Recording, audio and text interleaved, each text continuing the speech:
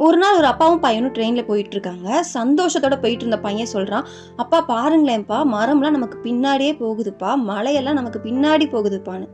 அங்க அவங்க எதுக்கு உட்காந்துருந்த கப்பிள்ஸ் பார்த்து சிரிச்சுக்கிறாங்க. என்னடா இந்த பையன் இவ்ளோ பெருசா வளர்ந்துருக்கானே, இப்படி சின்ன பிள்ளைத்தனமா பேசிட்டு வரான்னு சொல்லிட்டு அவங்களும் விட்டுட்டாங்க. திருப்பி கொஞ்ச நேரம் ஆகுது. மறுபடியும் அந்த பையன் வந்து கை தட்டி அவங்க அப்பா கிட்ட சொல்றான், "அப்பா பாருங்களேன்ப்பா, மேகமும் நமக்கு பின்னாடியே போகுதுப்பான்னு" சொல்லிட்டு உற்சாகத்தோட கை தட்டிட்டே சொல்றான். அத பார்த்துட்டு இருந்த அந்த கப்பிள் சொல்றாங்க, "ஐயா தப்பா நெனச்சுக்காதீங்க. நான் வேணா உங்களுக்கு ஒரு ஹாஸ்பிட்டல் சொல்றேன். அங்க போங்க. உங்க பையன அங்க நீங்க கூட்டு போய் காட்டுங்க.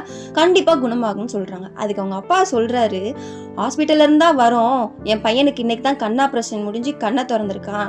25 வருஷம் கழிச்சு என் பையன் இன்னைக்கு தான் இந்த உலகத்தையே பார்க்குறான்." அத கேட்டு அந்த கப்பிள் ஷாக் ஆகி அந்த பெரியவர்ட்டயும் அந்த பையன்ட்டயும் மன்னிப்பும் கேட்குறாங்க.